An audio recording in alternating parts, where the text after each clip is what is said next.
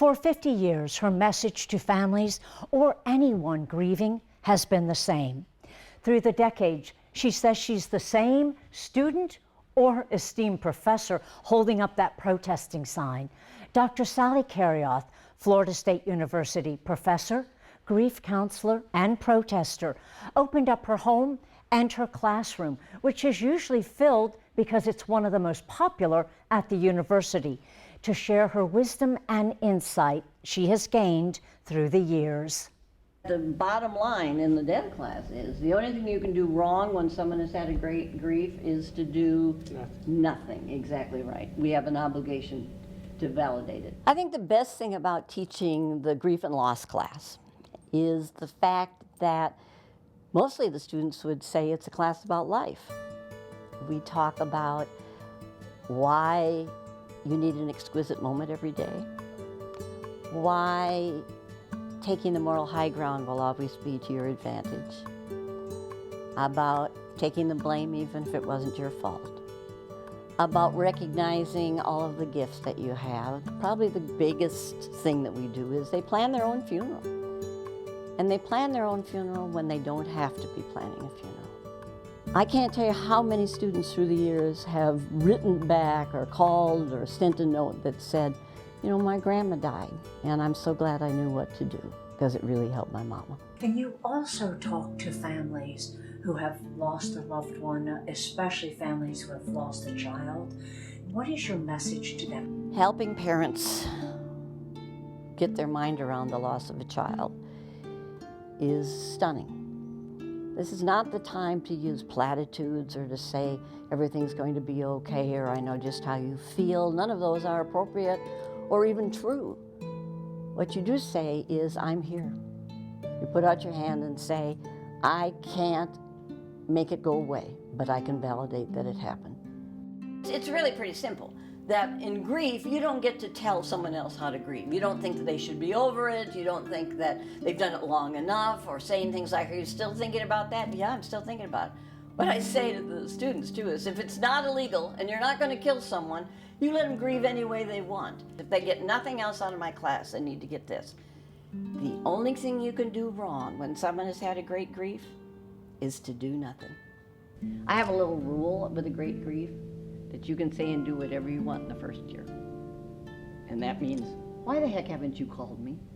You're my friend.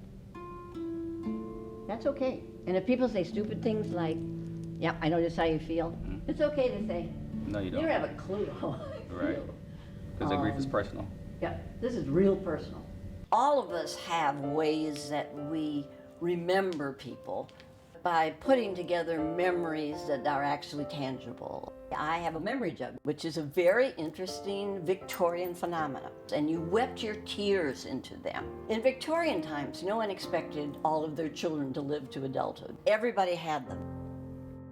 Right now, you and I are talking right in the middle of what's going on with this virus. This is hard for people. Not only are we isolated, so we don't have any social stimulation, but we're fearful.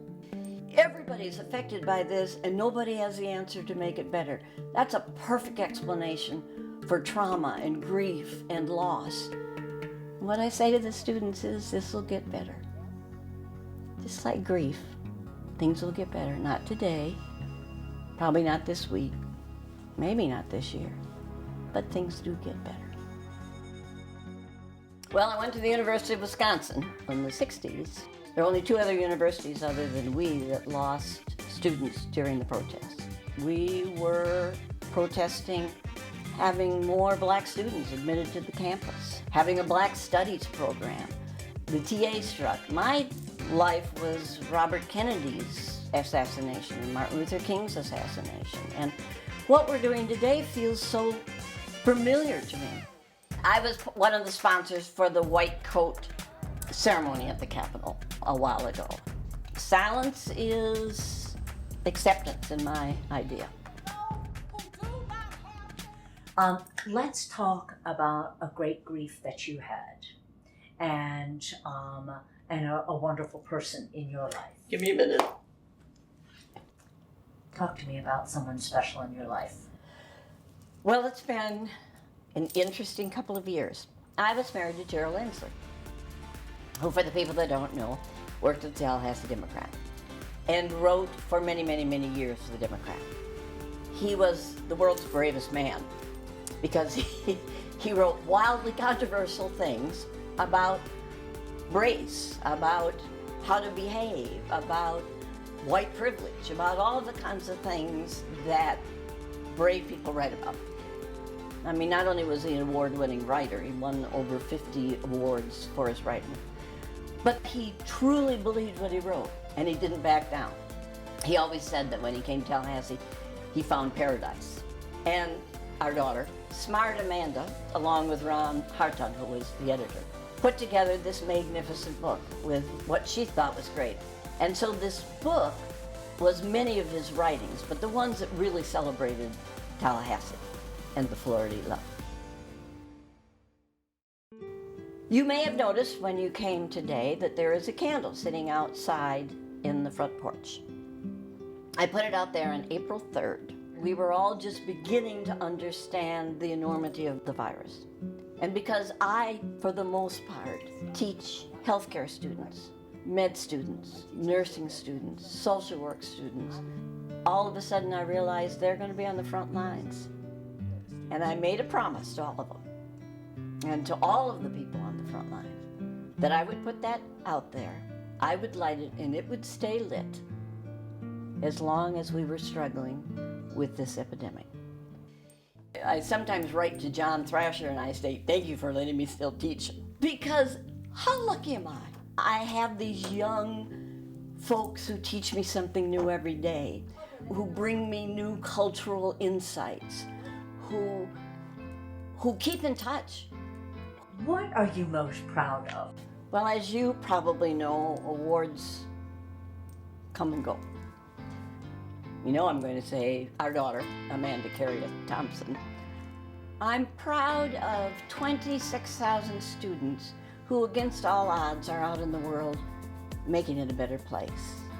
The idea that I have doctoral students who do it better than I did, that I have students that are inventing new things, making beautiful art, finding a way forward in the midst of all of what's going on now, and are doing it each day without accolades.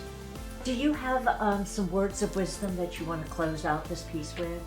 I say to the students a lot, life is what you make it, make the best of it, put on your own seatbelt first.